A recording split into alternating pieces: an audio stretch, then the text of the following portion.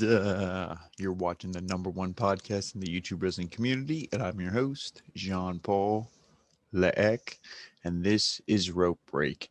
You know what time it is? Tuesday morning. That means Monday Night Raw review. And in typical fashion, WWE, they're approaching a pay-per-view, so that means they're going to put on the worst wrestling imaginable, and that's exactly what we got last night for Monday Night Raw. This is getting ready, building to Money in the Bank, should be an exciting pay-per-view, but instead WWE gives us 3 hours of pretty much unwatchable garbage. Really only one good match on this show. I feel like I'm a broken record. I feel the past couple of weeks we've only had one saving, segment or match, and the rest of the show has been awful.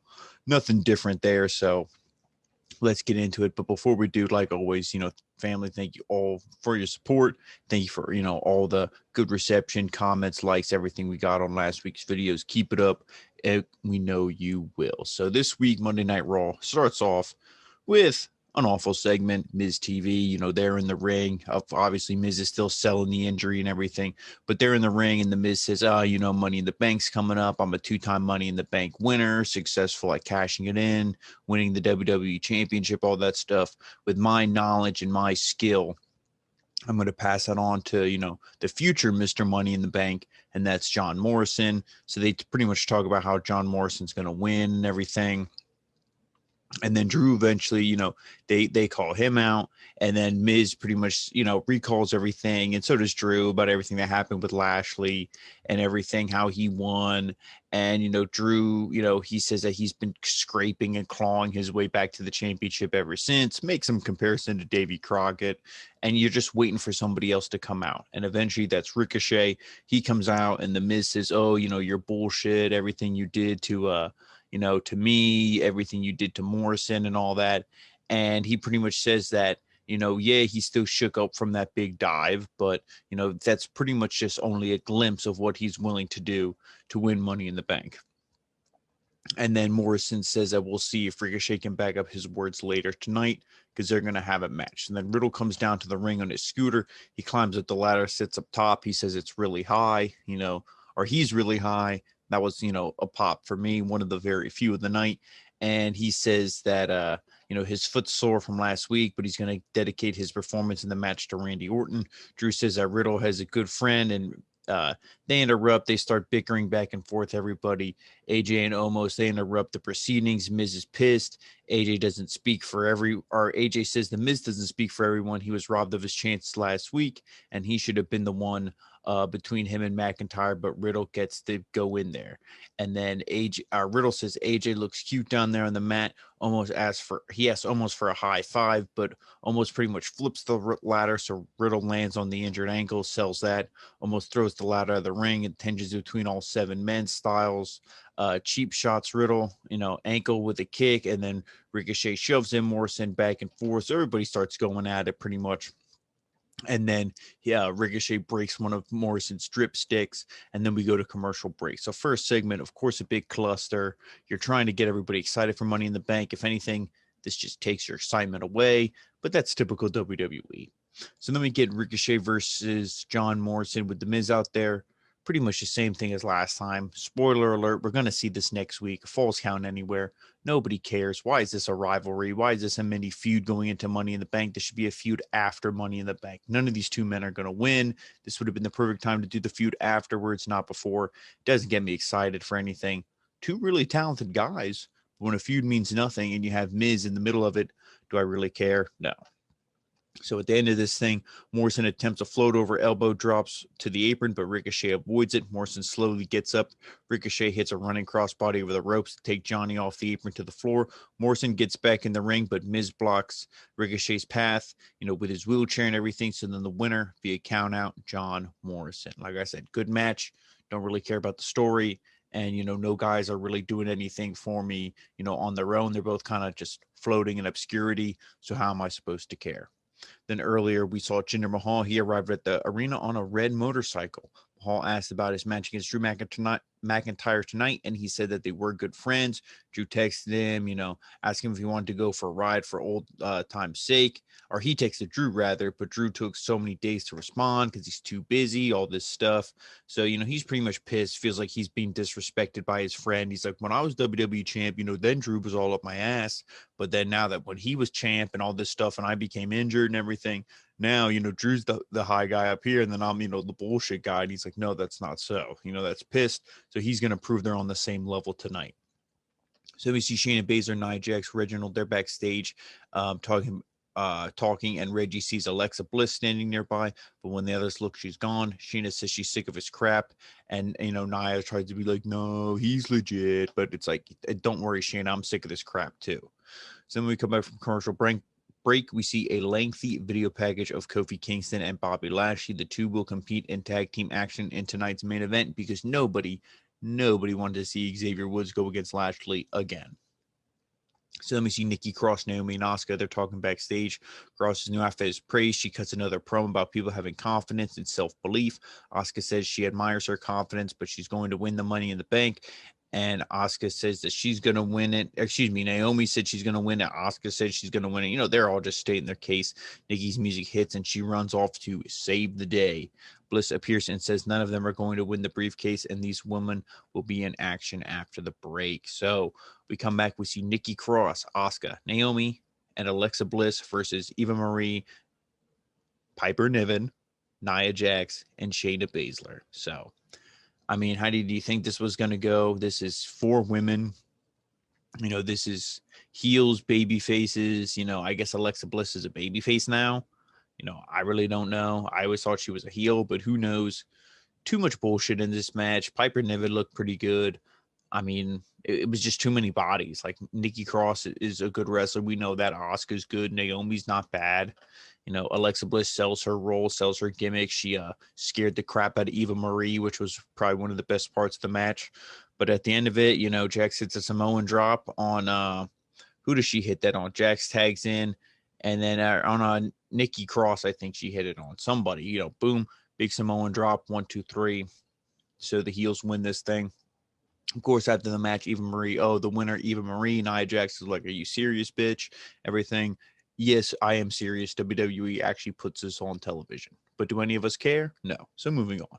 Then MVP and Lashley, they're backstage partying with all the women. And Kevin Patrick comes and asks why they wanted the tag team match tonight. MVP says Woods doesn't deserve to be in the ring with Bobby Lashley. I agree. And so tonight they're going to beat some respect into them. Lashley says that he destroyed McIntyre and Xavier Woods in Hell in a Cell matches 2 nights in a row. And tonight he ends the New Day once and for all. I wish you would. Then Mustafa Ali versus Mansoor is next. And, this is another match. Again, if you really would have built this up, did a little bit of a longer storytelling, actually long at all, because this was very short, you could have got something out of this feud. But instead, we get a quick match. Both guys are really talented. But like I said, they put zero effort into trying to get either of these guys over. You see Mansoor. He showed a little bit of a fire in this. I think you could really push this guy if they choose to. You could really get something out of him if you choose to. That's the whole problem. WWE never chooses to get the most out of their talent. But at the end of this thing, the referee, because you pretty much saw like Mustafa Ali, he was like in the ropes, like kind of tied up. And Mansoor, when he was showing that fire, showing that intensity, he's kind of like, so let me help him out. I feel bad. I'm a baby face. And when he helps him out, that's pretty much when, the ref's trying to help him too. Ali, he's able then to roll him up. Most powerful move in WWE, the roll up, rolls him up 1, 2, 3. So the winner, Mustafa Ali. So this feud will continue, but I really wish they were doing more to, kind of get us excited for it because both guys are really talented. So then we see Drew McIntyre. He's being interviewed backstage and asked about Jinder Mahal. And he says Mahal is braver than most for getting in the ring with him. McIntyre tells the origin story of his sword, which was made of a tooth from the Loch Ness Monster. Nobody cares about this made-up Scottish bullshit. I like when Drew was just a badass, not this, like, fairy tale cartoon guy that he pretends to be, but whatever. He makes his entrance, and he'll be in action after the break. So we see Drew McIntyre versus Jinder Mahal with Veer and Shanky. So that was the Indu share. Now their names, Veer and Shanky. So, this match was actually pretty good. Jinder He looks strong in this. Commentary was putting him over, saying, oh, he's similar in size to Bobby Lashley. Lashley was the only guy who gave McIntyre trouble. Maybe that is why Jinder's looking pretty good here and everything. But, I mean, this is really good. Pretty much Mahal was just dominating Drew for most of this until then Drew suplexes him onto the announce table, or excuse me, and then Mahal actually suplexed McIntyre onto the announce table. But then we see Drew, he fights up from the submission. He gets caught with a big knee, and he keeps, Drew grounded, everything. Eventually, Drew hits the Glasgow kiss, and that, is able to get the big comeback. He hits a Future Shock DDT, moves to the corner. He wants the Claymore at this point, and you think, is Jinder going to lose his first match? How's this going to go here? But Veer and Shanky, they get involved. So Drew actually does win this match. And, Jinder, he doesn't win his first match back. Sorry.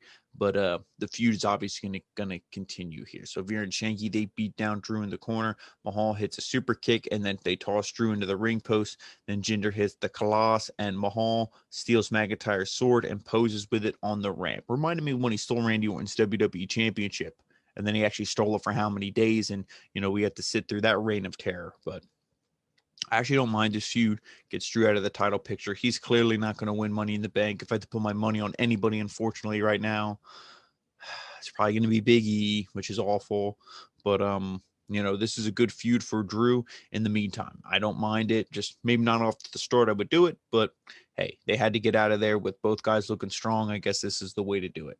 So then the New Day, they're interviewed backstage and asked about their game plan. Kofi says they're 11-time tag champs and recently named the greatest tag team of all time. Again, WWE is insane. So they don't change their game plan. Kofi says Bobby and MVP are reacting to the bombs he dropped on them last week. Kofi mocks MVP and says that they can take all the time off they want, all the lady friends they want, because Lashley will be relieved of his WWE Championship responsibilities. So then we get a match in the tag team division that actually didn't have any crazy storylines, any goofy, dumb bullshit. Well, maybe depending on the winner. But, it was TBar and Mace versus Lucha House Party. Okay, let's build up the tag division. This wasn't too bad, but definitely the wrong winner. The two big, strong guys should have really went over in here, destroyed these little guys. I love Lucha House Party, but hey, you got to do what makes sense. Got to get the new teams over. We've seen Lucha House Party. They've had their championship opportunities and all this stuff. Give it to Mace and TBar. That isn't what we saw. At the end of this thing, Mace is thrown outside. Metalik dives onto him, and then Lindsay hits a roll-up. Again, most powerful move in WWE for the win. So Lucha House Party wins. Unfortunately, nobody cares, but I do appreciate these matches in the tag team division to build, teams up. Unfortunately, wrong team. So we see Damian Priest. He joins Riddle backstage and asks how he's feeling after falling from the ladder earlier. Riddle says he had worse and tells him a story about jumping off a roof when he was young, breaking his foot, which ruined his summer. He says he went back the year after and he did the jump because he's not afraid of anything. He's going to prove that tonight to AJ Styles and prove that the three most dangerous letters are RK Bro. Okay, so then we see Riddle versus AJ Styles with Omos. This was definitely the best match of the night. Gave this a lot of time. This was really good. Pretty much Riddle shows you why he's going to be a star. Whether you like his stoner gimmick or not, this dude shows you why he's going to be a star. AJ is so good at putting everybody over. I feel bad for AJ because I think at this point, they're like, yeah, you had your runs, you had your legitness. Now you're just going to be, this is your new role. And I hope that's not the case. I feel AJ still has a lot to give, but this is just how, recently how I feel he's being treated. But still, this was a really, really good match. And let's just, skip to the end of this thing because we still got plenty of show to go. So Styles, he hits a reverse Death Valley driver for a near fall, but suddenly Eric and Ivar appear behind the barricade and distract Omos and AJ, allowing Riddle to hit. Guess what? Did he hit the Bro Derek? Did he hit the floating bro? Did he hit any of that? No. A roll up for the win. So Riddle, even though with the injured leg and all, he gets the win over AJ. So then after the break, we see Charlotte Flair. She will address the WWE Universe and give an update on her health of Rhea Ripley's post-match attack last week. So then Charlotte, she's in the ring with a crutch, and she says she might not be fit to compete on Money in the Bank. Rhea Ripley's so scared of her, she tried to take her out. Rhea doesn't want to be exposed, and it's genius way to take her out. She says she'd do the same thing if there were someone better than her, but there isn't. So then Rhea comes out on a crutch. She mocks Charlotte. Ripley says Charlotte's being a drama queen. Both women kick each other's crutch away. Neither of them are actually hurt. They start swinging the crutches at everything. Ripley breaks Flair's crutch and leaves her in the ring. And Ripley holds up the belt and Charlotte smiles. So just the tit for tat, just going back and forth. This whole big, Charlotte addresses the WWE Universe, and then it was fake. So again, nobody cares. Nobody's excited for this. I mean, I think the match will be good, but just the story and how you got us here, it's just been abysmal. So then we see R-Truth and Jackson Ryker. They come down for a tag match against Cedric Alexander and Elias. But before it can even begin, Tozawa comes out, rolls up R-Truth to win the 24/7 championship. Truth and, a bunch of jobbers, they chase Tozawa away, meaning Ryker is in a handicap match. You really want to know what happens to this? Elias gets off the apron, walks away. Ryker hits Cedric with a spinning sidewalk slam for the win and stares at Elias. I do not care. Then we see the New Day versus MVP and Bobby Lashley. We are finally at the main event, folks. Yeah, I didn't have a lot of show left to do, but I just want to get through this. Can you blame me? So then we see, this match wasn't bad because all four of these guys are good. It was nice to see MVP back. He looked good in this. He hit all his offense. He did a lot of selling for this, guys. Obviously, Lashley, when he came in, he looked strong, as he should. He's a WWE champ, but what kind of and I know that's not how WWE works. It should be Kofi gets beat up or his friends get beat up, but because MVP cheats and all this stuff, it should be, that the baby faces seem to be at such a disadvantage, and then the go home show, then they could do something to get back at the champ and send the champ reeling, and he's all pissed off, and then Kofi's like yee and has all that momentum going into the pay-per-view. Instead, they do it the complete opposite. They have the babyface have all this momentum leading up to the pay-per-view, and the champ, you think, what the hell, that the dominant babyface champ looks like a loser, and then he just crushes the guy at the pay-per-view anyway. So they don't do anything. They don't really tell you that story to ride that high momentum, especially when, the challenger is half the size as the champion. It's not very good. And, let's just skip to the end of this because it was bad. So Kofi, he knocks Lashley off the apron before landing a boom drop on the MVP. Kingston goes to the corner. Lashley distracts him, allowing MVP to hit a big clothesline for a near fall. Lashley tags in and following a knee from MVP. So he hits a big spine buster, and that should have been the end, but Woods breaks up the pin. Lashley tosses him back out of the ring. MVP tags in, and Kofi drops Lashley with the Trouble in Paradise. And then Lashley rolls to the outside, and Woods dives off and steps onto him. MVP grabs Kofi for the playmaker, but he counters with a Trouble in Paradise for the win. So we see the baby faces stand tall. Obviously, Lashley wasn't pinned.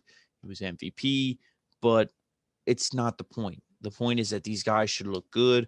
What are you going to try to do? Because by pinning MVP, I can clearly see WWE spinning a storyline where Lashley just leaves him, goes on his own.